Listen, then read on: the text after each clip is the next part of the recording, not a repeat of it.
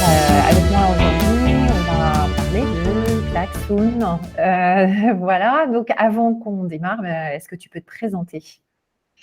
Oui, donc je suis Cécile Bagot, je suis basée à New York et je suis experte en lean management. Donc c'est, une expertise que j'apporte aux entreprises pour les aider à réaliser leur transformation et pour, les accompagner dans le management du changement.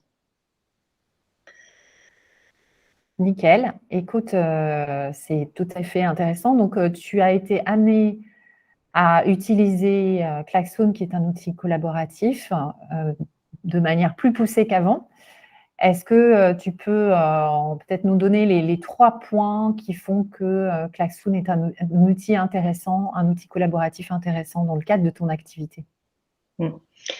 Oui, donc les raisons pour lesquelles j'ai basculé sur klaxon sont variées, mais la 1re d'entre elles, c'est clairement la crise covid. Où tout le monde s'est retrouvé en remote à travailler à la maison d'un coup, d'un seul. Donc effectivement, Klaxoot permet de travailler de manière très efficace, de manière collaborative, tout en étant derrière son écran en petit groupe ou seul à la maison ou au travail. Donc je pense que c'est vraiment sa première vocation. Et ensuite, à force d'utiliser cet outil, je me suis rendu compte que c'était aussi un outil qui aidait à bien structurer ces workshops et ce travail collaboratif avec une valeur ajoutée claire par rapport à des groupes physiques, ce que je faisais en fait avant. Et c'est un outil aussi qui est user-friendly, dynamique, très lisible.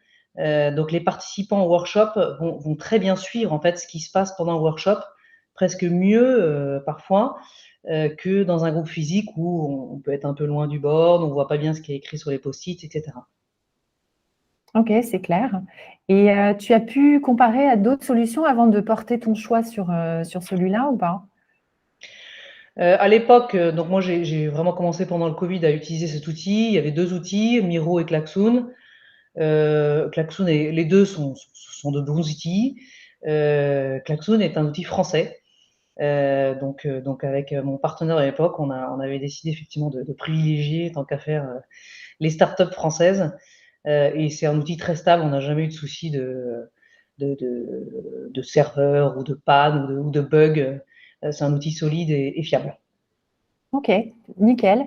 Écoute, ce que je propose, puisque gentiment, tu as accepté de le faire, c'est de passer à la partie démo.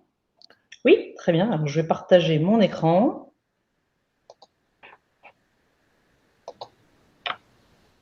Voilà.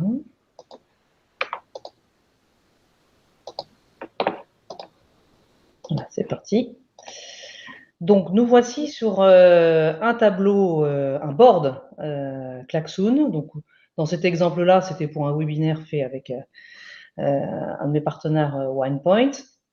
Donc Mmh. l'énorme intérêt, donc ce qu'il faut comprendre, c'est que le board est la grosse fonctionnalité de Klaxoon. Klaxoon permet de faire d'autres choses, dont je parlerai, après, mais l'énorme, ce qu'on utilise le plus, c'est ce board. Donc il faut imaginer ce board comme un tableau blanc infini. Le fameux tableau blanc où on écrit, on fait ses réunions, heu, au bureau ou dans les usines. Donc pour vous donner une idée, voilà, ça dans ce tableau, vous voyez, il est quand même assez long et on ne sera jamais limité ni en haut ni en bas, ni à droite ni à gauche, ce qui est très bien pour les workshops parce que, on va pouvoir, écrire, de manière lisible tout au long du chantier de travail. Alors il y a beaucoup d'options sur Klaxoon. Heu, Celle qui est vraiment appréciable par rapport à d'autres outils, c'est les fameux templates. Donc vous avez, ici ce petit bouton qui vous propose en fait des graphiques tout faits. Vous avez ici un diagramme d'Ishikawa, des tableaux et cetera, des matrices de priorisation. Donc ce qui va vous permettre de faire un tableau qui sera tout de suite, heu, très agréable à voir, assez sexy, et qui va engager donc la participation des personnes. Alors comment participent justement les participants? Ils vont se connecter, on leur donne un code d'accès. Le code d'accès, on le voit là dans le lien.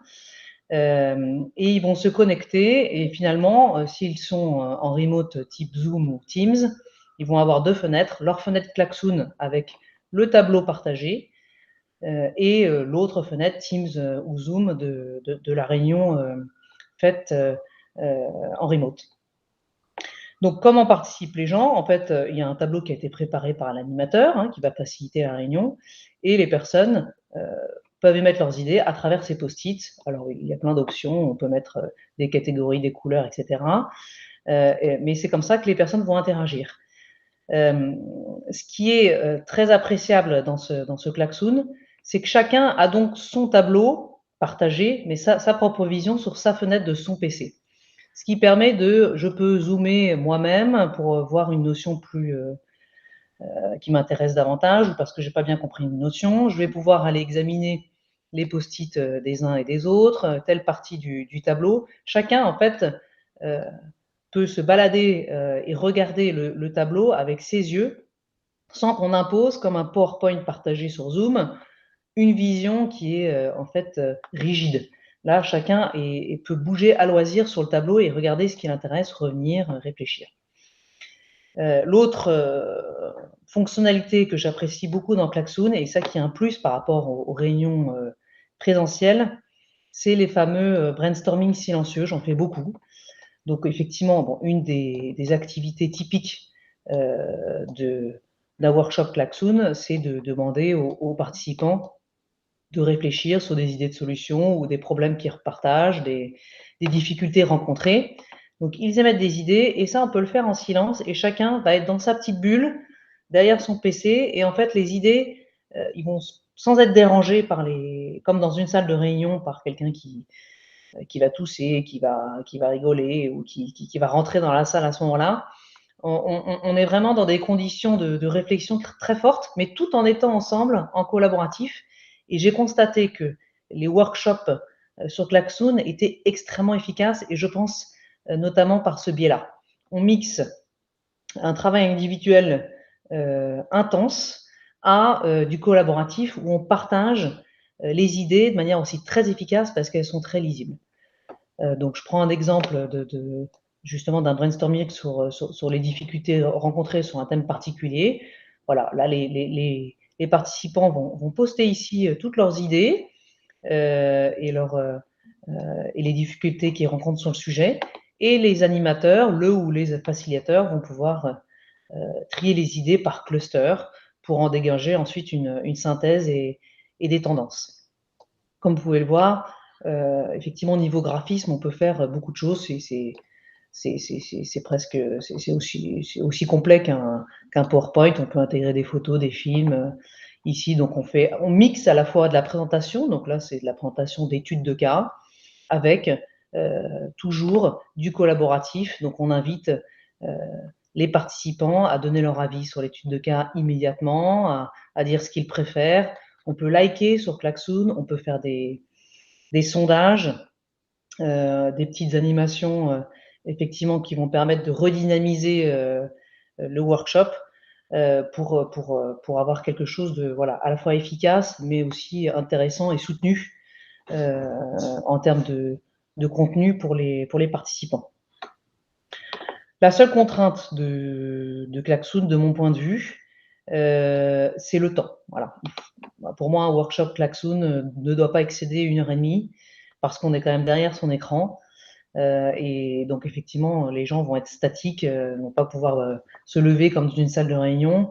Ça, c'est la contrainte, je pense, la plus importante. Donc, j'ai tendance, personnellement, à couper quand on a besoin, effectivement, de travailler sur des problèmes, sur des projets qui vont demander plus qu'1h30. On les coupe en petites sessions qu'on répète sur différentes journées pour pas que ce soit trop fatigant pour les auditeurs. Voilà en gros ce que peut faire Klaxoon. Est-ce que Aurélie, tu as des questions plus spécifiques sur ce que tu vois? Écoute, c'est hyper clair. Merci beaucoup. Je pense que l'outil s'est énormément enrichi depuis l'usage que moi j'avais pu en voir il y a quelques années. Donc c'est hyper attractif et je comprends tout l'intérêt effectivement en animation à distance. Ma seule question, c'est est-ce que la prise en main, j'ai compris que côté utilisateur, c'était facile. Est-ce que pour être animateur, il faut une formation? Et du coup, quel est le support qui est apporté par Klaxoon par rapport à ça?